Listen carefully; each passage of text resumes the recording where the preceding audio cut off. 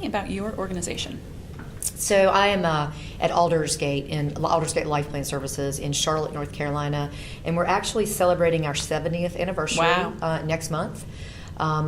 Started on a farm and are now in the most urban CCRC, or Life Plan community, in Charlotte. Oh, great. And probably in North Carolina, to tell you the truth. So it's an area of Charlotte that is extremely diverse in every possible capacity.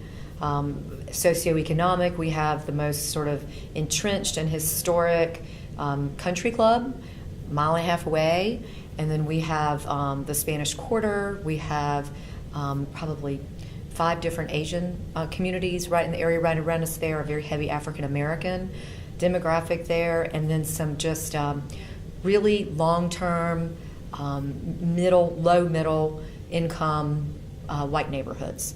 So it's a very, very diverse neighborhood, and we have a very strong LGBTQ community right around us there. So where we sit in East Charlotte has been a sort of an interesting journey for us over the years, and we've had to really think through how do we position ourselves as we move forward. So we serve about 500 folks in residence, and then another 600 to 700 annually through our short-term post-acute care rehab center. Tell me about what your board structure looks like.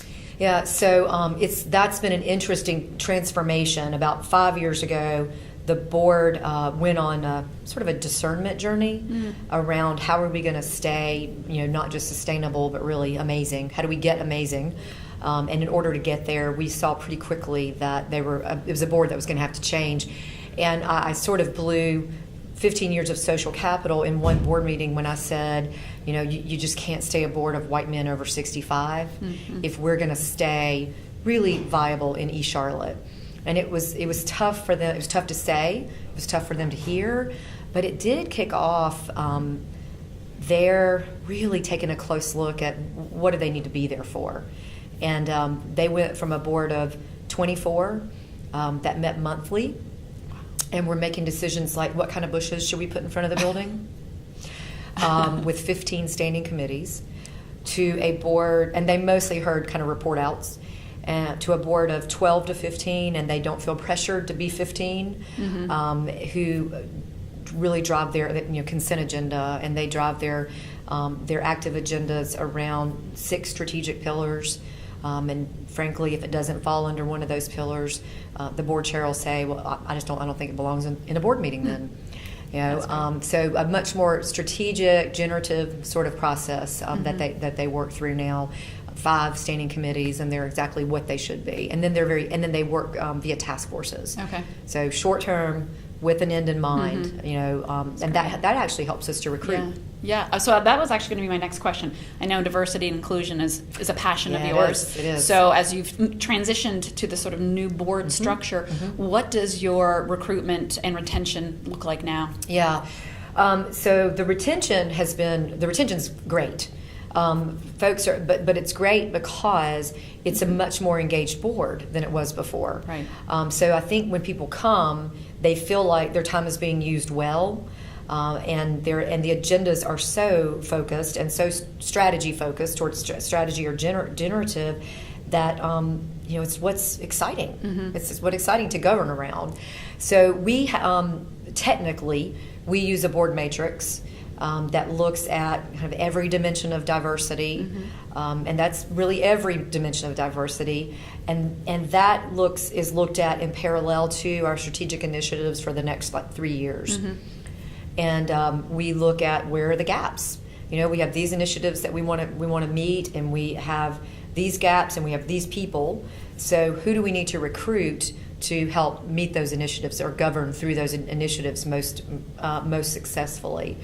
And Amanda, it was an interesting, in full transparency, it is a passion of mine, absolutely. However, I don't think that we would have moved as quickly as we have, and possibly even as boldly as we have, except that our state bond conduit, the folks that make that determination around issuing bonds, really started pressing life plan communities in North Carolina around Who are you serving? What does your governance look like? Who's serving them? What does your the leadership look like? Who's serving them?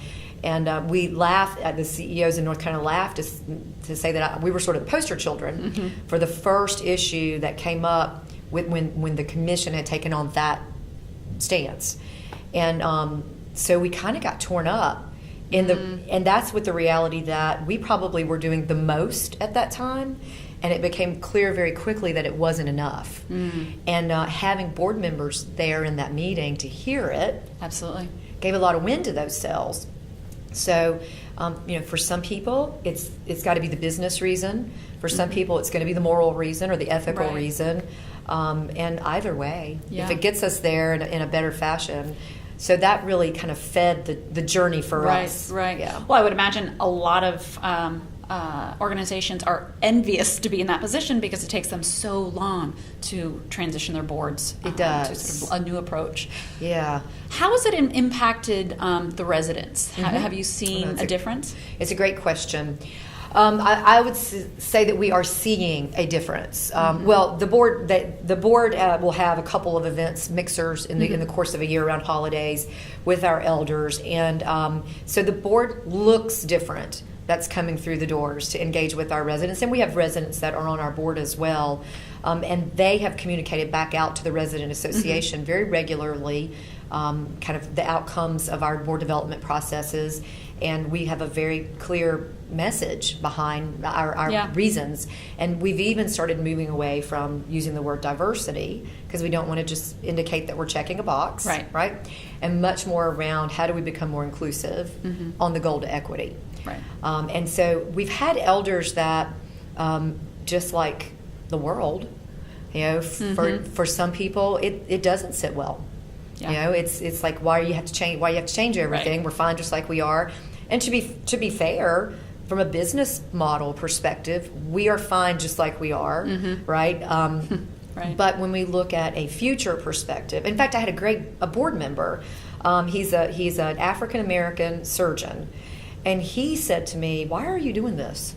He said, "When I worked at the hospital, I could say, your board is not reflective of the people that you serve." He said, "But your board is reflective of the people that you serve."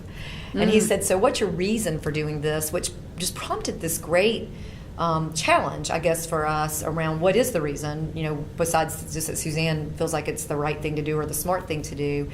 And that information is the information that has really helped feed the interactions with our elders that we serve, because the reasons for us are where we are located in East Charlotte. Quite frankly, while it used to really be almost a barrier to marketing to our traditional life plan community market, it's now become a market distinction in a real positive fashion for how we market for the future of our organization.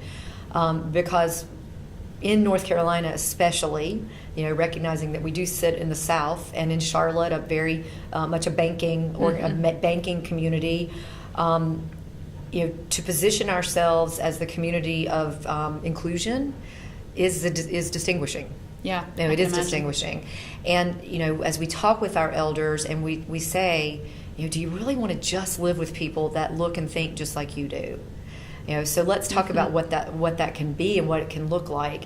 And we're just starting our Diversity and Inclusion Council, which is elders, frontline staff, leadership, and then we've spent the last year with board members, leadership, and elders around developing our diversity and inclusion strategic goals, and the beginnings of our tactics, but really sending those goals to this Diversity and Inclusion Council to start to implement and idea share and communicate around our journey in this regard.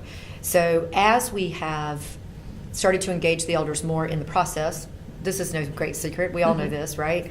We're starting to see the champions rise to the top. Oh, yeah. And they're people that I might not have thought so. Interesting. I have this wonderful woman who will be 90 this year, and she is very conservative and very, says it very clearly. She's worked in politics her whole life. She has very values that are very conservative values. And, we've had a lot of conversation around this work. She sat on the board for a number of years. And the end of a board retreat that was all around kind of talking about what's in each of our personal ground in this regard and what's in the personal ground of Aldersgate, to hear this woman in her almost 90 say, my grandmother owned slaves. And she said, for me, it's like, my life is like a blackboard that no matter how much I erase it, there's still the residue there of what I've always known. Right. And she said, but this is causing me to think very differently. Wow. So at 90, to consider changing basically a core belief within yourself, I think that's one of the most inspiring things I can imagine. Absolutely. Because it's changing who you are at your core. Yeah, that's not easy. Right. Or common. Right, but that was probably amazing. a huger shift for me than my embedded liberal folks that are all about it. They're working at the polls, all about it, because there's movement of the heart. Yeah. Yeah. So and as she becomes a champion for us, that's where I think you can see movement happen.